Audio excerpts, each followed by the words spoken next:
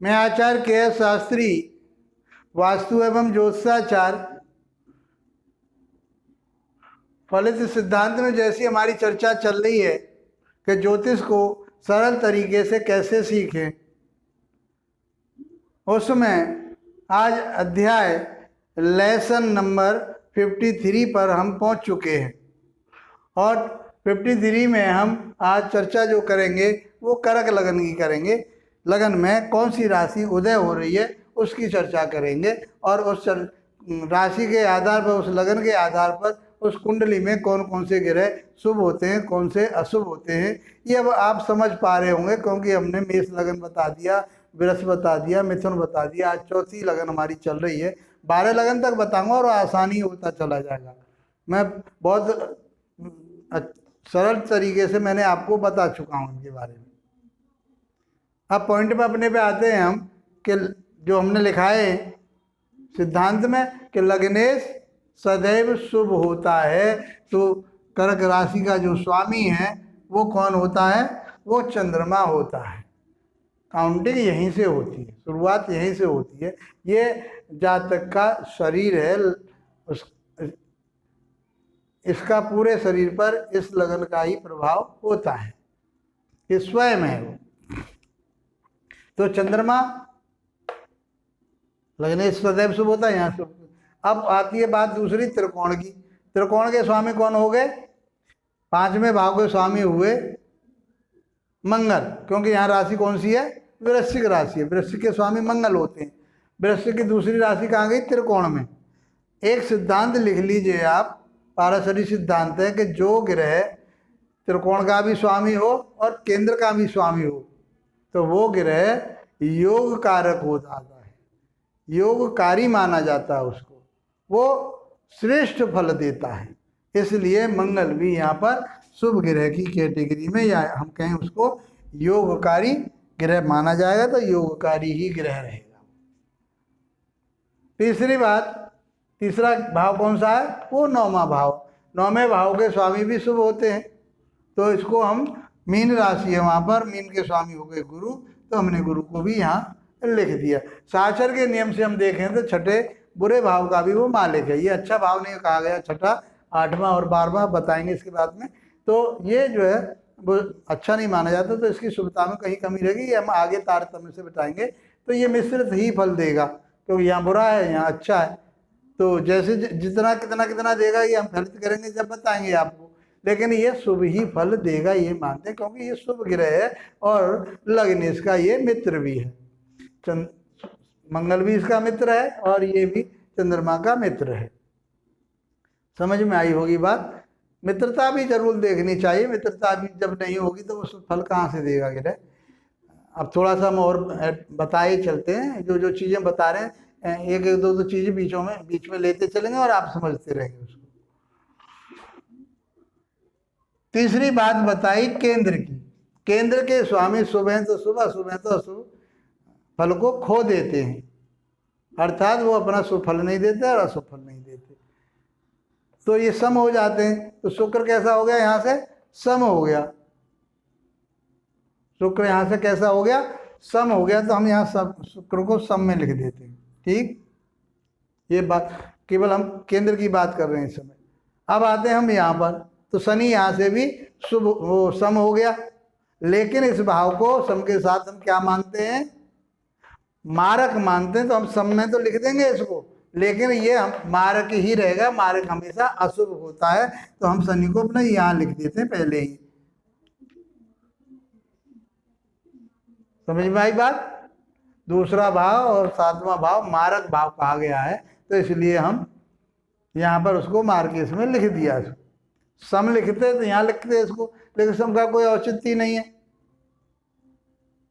और वो शनि चंद्रमा को शत्रु मानता है, वैसे भी अशुभ है, तो इस मार्ग को हमने यहाँ लिख दिया। बात करते हैं 10वें भाव की। 10वें भाव में राशि कौन सी है? मेष राशि है। मेष के स्वामी मंगल, और मंगल की राशि यहाँ आ गई, तो ये तो योग कारक हो गए। हमने मंगल को योग कारक में लिख दिया, तो ये यहाँ का हमारा केंद्र की बात पूरी हो जाती है।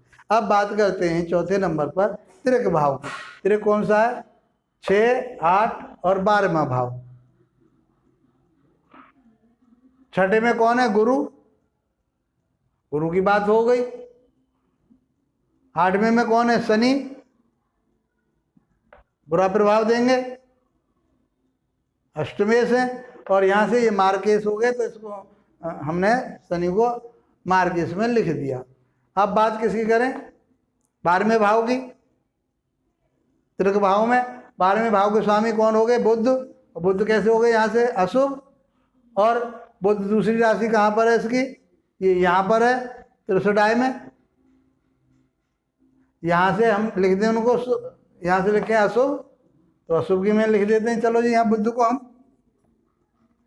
और अब बात करते हैं त्रिशुडाय की, 3, 6 और 11वें भाव की।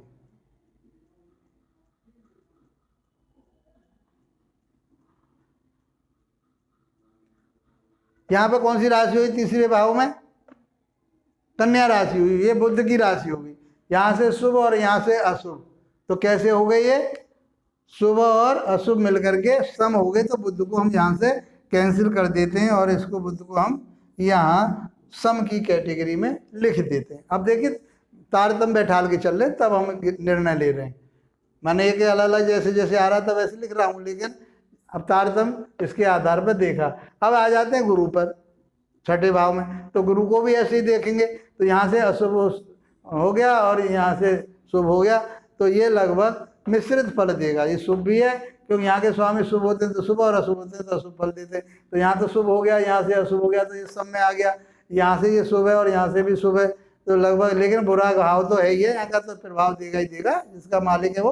तो इसलिए इसको मिश्रित फल कहते हैं। लेकिन हमने गुरु को शुभ में ही, क्योंकि गुरु शुभ होता है और चंद्रमा उसको मित्र मानता है, इसलिए शुभता में ही लिख दिया। लेकिन शुभता में इसकी में कुछ कमी रहेगी। ये विवेचना जब करोगे तो इन सारी चीज़ों को ध्यान में रखना पड़ेगा।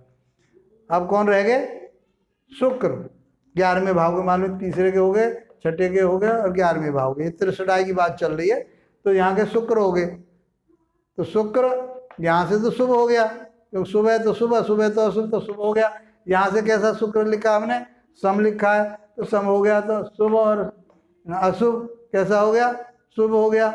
लेकिन शुक्र चंद्रमा को मित्र नहीं मानता, शत्रु मानता है, इसलिए इसको शत्रुता में ही लिखा जाएगा। हम यहाँ पर इसको नहीं लिखेंगे, शुक्र को हम अशुभ ग्रह की कैटेगरी में लिखेंगे, क्योंकि उसका चंद्रमा से कोई तालमेल नहीं। चंद्रमा उसको शत्रु माने सम्मानता है और वो उसको शत्रु मानता है, तो ये शत्रु में ही आ जाएगा। तो शत्रु कौन होता है? अशुभ फल देता है।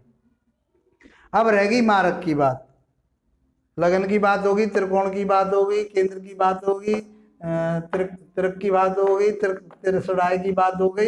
अब बात रहेगी चौथी किसकी? इसके मार्केश की। तो यहाँ सूर्य क्या है? पापी ग्रह है, लेकिन यहाँ कैसा हो जाता है? उसकी दूसरी राशि कहीं है ही नहीं, तो इनको हम सम मान लेते हैं। तो बुध भी, सूर्य भी हमारा सम हो गया।